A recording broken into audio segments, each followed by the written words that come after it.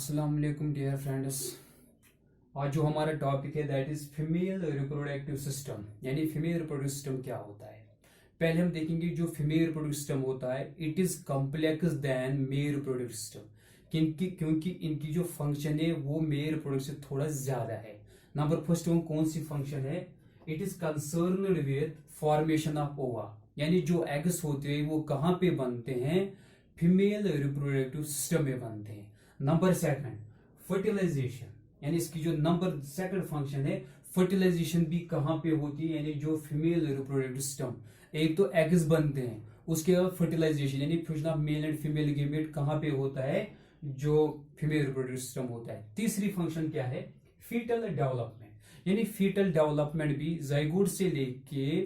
Foetus तक, यानी जो भी ये स्टेजेस आते हैं उनकी जो पूरी जो नशो नुमा होती है, उनकी जो पूरी जो ग्रोथ होती है, उनकी जो पूरी जो डेवलपमेंट होती है वो कहाँ पे होती है, जो फीमेल रिप्रोडक्टिव सिस्टम होता है। और जो चाइल्ड बर्थ वो भी कहाँ से होती है, जो चाइल्ड बर्थ होती है वो भी कहाँ से होती है, फीमेल रिप्रोडक्टिव। इसीलिए मैंने आपको बताया यहाँ पे जो फीमेल रिप्रोडक्टिव सिस्टम होता है it is complex than male reproductive system. अब हमें देखना है कि इसमें कितने ऑर्गन्स होते हैं। इसमें बहुत सारे ऑर्गन्स है, जैसे मैंने आपको बताया जो मेल रिप्रोडक्टिव सिस्टम होता है। इसी तरह नंबर फर्स्ट वन होता है इसमें ओवरीज। ओवरीज क्या होती है, they are the primary sex organs of females, यानी जो ओवरीज होती है they are the primary sex organs of females, means they are present right from birth. लेकिन जब प्यूबर्टी आती है, जब एक इंसान बालिग हो जाता है उसके बाद ये फंक्शनल बन जाते हैं। उस वक्त तक प्यूबर्टी तक ये नॉन फंक्शनल होते हैं, लेकिन उसके बाद ये रिप्रोडक्टिव सिस्टम इनका फंक्शनल बन जाता है। अगर हम देखेंगे ओवरीज एक्चुअली क्या होती है, these are one pair small sized present on pelvis, यानी जो ओवरीज होते हैं ये वन पेयर होते हैं, यानी they are two in number, present on pelvis, pelvis में होते हैं। पेल्विस रीजन बोलते हैं इस रीजन को, यानी जो ये रीजन होता है जिसको वेस्ट भी बोलते हैं, यानी एब्डोमेन के इस साइड में भी होती है और एब्डोमेन के जो लेटरल साइड्स होते हैं वहां पे प्रेजेंट होते हैं, means they are two in number. उनकी शेप जो होती है दैट इज आलमंड शेप ये होते हैं। और अगर हम यहाँ पे देखेंगे जो ओवरीज होते हैं, इसमें अगर मैं यहाँ पे ओवरी की डायग्राम बनाऊंगा, इसमें छोटे छोटे सैक लाइक स्ट्रक्चर्स होते हैं, छोटे छोटे sac like structures, that sac like structures are called as a follicles, और उनमें फीमेल के कैरेक्टर्स होते हैं। फिर जब रिप्रोडक्शन होती है मेल के कैरेक्टर्स और फीमेल के जब रिप्रोडक्शन होती है स्पर्म और एग आपस में मिलते हैं, वहां पे जाइगोट बनता है। और जो यहाँ पे छोटे छोटे क्या होते हैं sac like structure that are called as a follicles, पहले ये इमेच्योर होते हैं फिर ये क्या बन जाते हैं, मैच्योर फिर बन जाते हैं, यानी ये पहले होते हैं इमेच्योर फॉलिकल्स, ये फिर प्यूबर्टी में क्या बनते हैं, मैच्योर फॉलिकल्स बनते, means they are ready to fuse, यानी अब रेडी है फ्यूज करने के लिए। उसके बाद जो ओवरीज होती है इनकी जो फंक्शन क्या है, इसकी फंक्शन है फॉर्मेशन ऑफ ओवा, यानी एग्स कहाँ पे बनते हैं, फॉर्मेशन ऑफ ओवा कहाँ पे होता है, यानी जो ओवरीज प्रेजेंट होती है, यानी यूट्रस के इस साइड में भी प्रेजेंट होती है ओवरी और यूट्रस के राइट साइड में भी एक ओवरी प्रेजेंट होती है। दोनों की एक फंक्शन सेम फंक्शन है, जिसमें इसमें भी क्या बनते हैं, एग्स बनते हैं, इसमें भी एग्स बनते हैं। यानी यहाँ पे formation of ova it is called as oogenesis। जैसे मैंने आपको बताया formation of sperm is called spermatogenesis, लेकिन formation of eggs it is called oogenesis, यानी oogenesis कहाँ पे होती है, जो ओवरीज होती है। इसके बरक्स वहां पे एक हार्मोन निकलता है, दो एक्चुअली हार्मोन निकलते हैं एग्स से। नंबर फर्स्ट वन जो होता है एस्ट्रोजन, नंबर सेकंड होता है प्रोजेस्टेरॉन, यानी एस्ट्रोजन भी निकलता है और प्रोजेस्टेरॉन भी निकलता है। उसके बाद अगर हम यहाँ पे देखेंगे जो फीमेल, इसलिए मैंने आपको बताया ये थोड़ा कॉम्प्लेक्स है क्योंकि इसकी बहुत सारी फंक्शन है। मैंने आपको बताया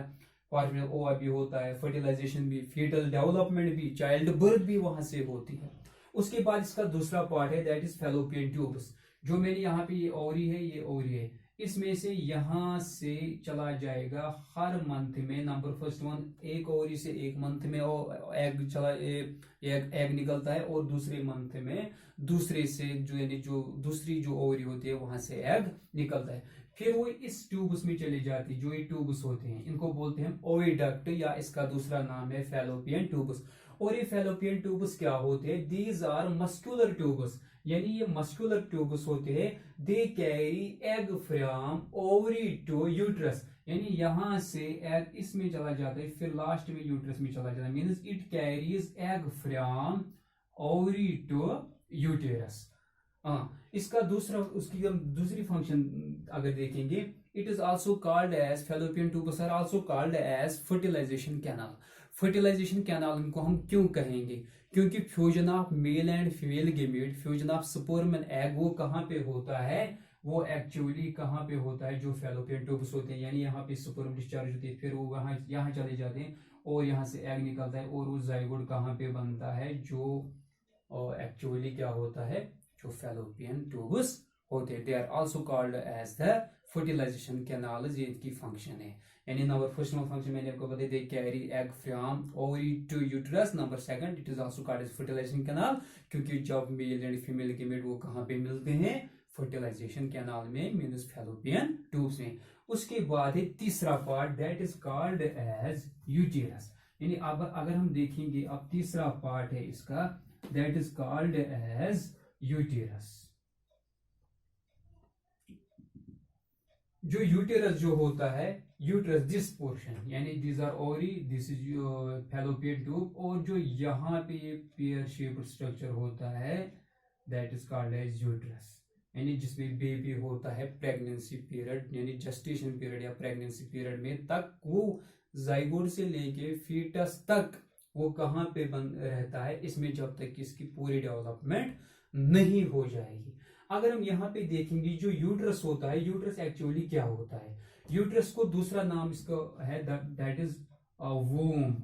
वोम भी बोलते हैं, यानी जो रहम होता है, यानी जो बच्चादानी जो होती है, जिसमें बेबी फिर डेवलपमेंट जो होती है इसकी, ये यूट्रस क्या होता है, जो यूट्रस यहाँ पे होती है, it is inverted pear shaped,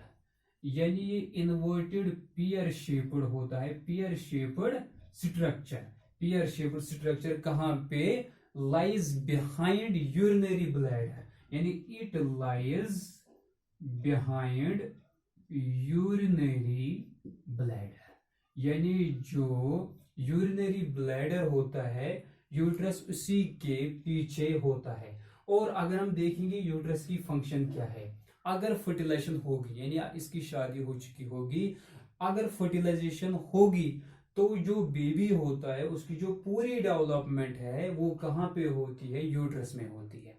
और अगर हम देखेंगे, जो यूट्रस होता है, इसकी जो लाइनिंग होती है, यानी इसकी जो वॉल्स होती है, they are highly vascular, vascular means उसमें ब्लड वेसल्स होती है, उसमें आर्टरीज होती है, उसमें वीनस होती है, और ये कहा जाता है जो यूट्रस होता है, it is a site of implantation, यानी जो यूट्रस होता है, it is a site of implantation, यानी it is a specific place for fetus, यानी इसके लिए अच्छी एक मखसूस जगह है जहां पे जाइगोट से लेके चाइल्ड तक, यानी जब तक प्रेगनेंसी पीरियड होता है तब तक वही, because it is a specific position for, यानी जो किसके लिए होती है, it is a specific place for fetal development. और इसीलिए, और ये भी याद रखना चाहिए, जब जेस्टेशन पीरियड खत्म हो जाएगा, जब प्रेगनेंसी पीरियड खत्म होता है, उस वक्त क्या होता है, इसकी जो वॉल्स होते हैं इनमें इनवॉलंटरी मूवमेंट्स होते हैं, यानी ये ऐसे करते हैं, यानी इनमें इनवॉलंटरी मूवमेंट्स होते हैं, उससे क्या होता है, जो बेबी होता है वो इसके बाहर चला जाता है, फिर सर्विक्स में चला जाता है और वैजिना के थ्रू वो बाहर आ जाता है। और अगर हम यहाँ पे देखेंगे, जो इसका जो ये नैरोवर एंड होता है, ये नैरोवर एंड यूट्रस का, इसको हम बोलते हैं सर्विक्स, और जो सर्विक्स होता है ये फिर ओपन होता है किसमें, वेजाइना में। अब हमारा आपने देखा होगा यूट्रस क्या होता है, it is also called a womb and it is a site for implantation, it is a specific site for fetal development, यानी उसी में वो रहता है जब तक इसका प्रेगनेंसी पीरियड खत्म नहीं होता है, कोई भी ऑर्गेनिज्म जो होता है। उसके बाद अगर हम देखेंगे next part, that is fourth part, that is called as the vagina, this part, यानी उसके बाद आता है वेजाइना। जो वेजाइना होता है, it is also a muscular tube, ये भी क्या होता है, it is also a muscular tube, और इसकी जो लेंथ होती है दैट इज 7 to 10 सेंटीमीटर। यानी जो वेजिना होता है इसकी जो लेंथ होती है दैट इज 7 to 10 सेंटीमीटर। और इसकी फंक्शन क्या है, it is well adapted to receive male penis during copulation. यानी जब रिप्रोडक्शन होती है, जो मेल का जो पेनिस होता है वो कहाँ पे पहुंचता है, यानी जो वेजिना होता है, यानी it is well adapted to receive male's penis during copulation. यानी जब कॉपुलेशन होती है, जब कॉइटल एक्टिविटीज होती है, जब रिप्रोडक्शन होती है, उस वक्त जो पेनिस होता है यानी स्पर्म जो होते हैं वो यहाँ पे डिस्चार्ज होते हैं क्लोज टू द सर्विक्स, यानी यहाँ पे। इसके बाद वो फिर चले जाते हैं खुद ही, क्योंकि स्पर्म में क्या होता है, उसमें हेड भी होता है, उसमें टेल, और इसी टेल की वजह से वो यहाँ से फिर यहाँ चला जाता है, और इसको यहाँ से एग तक पहुंचने में, या अगर एग यहाँ पे होगा यहाँ तक पहुंचने में इसको 5 मिनट्स लगते हैं। यानी वेजिना क्या होता है, it is a muscular tube, it is well adapted to receive male's penis during copulation. इसका दूसरा नाम है, it is also called as the birth canal. यानी बर्थ, बेबी की जब प्रेगनेंसी खत्म होती है तो बेबी की जो बर्थ होती है वो वहां से होती है, और जो रिप्रोडक्शन वो भी वही, इसलिए also called as the copulation canal. यानी जो वेजिना होता है इसके दो नाम है, बर्थ कैनाल भी क्योंकि चाइल्ड बर्थ भी वहां से होती है, it is also called as the copulation canal, यानी रिप्रोडक्शन भी वही से होती है। फिलहाल आपको इतने ही पार्ट्स पढ़ने हैं, क्योंकि जब आप हायर क्लास में जाओगे फिर आप वहां से पढ़ोगे, उलवा है, उसके बाद रीजन, लेकिन या पार्ट इसका, लेकिन आपको बस इतना ही याद रखना है। इसमें मैंने आपको बताया, क्योंकि जब आप हायर क्लास में जाएंगे फिर आपको मैं वहां पे पढ़ाऊंगा 10th में, या जो भी आपको टीचर पढ़ाएंगे, पहले आपको इतना याद रखना है। जो फीमेल रिप्रोडक्टिव सिस्टम इसमें होते हैं ओवरीज, फैलोपियन ट्यूब, यूटेरस और सर्विक्स, और उसके बाद वेजिना, और ये इनके बहुत सारे ऑर्गन्स है और इनके फंक्शन भी मैंने आपको बताए। Thanks for watching.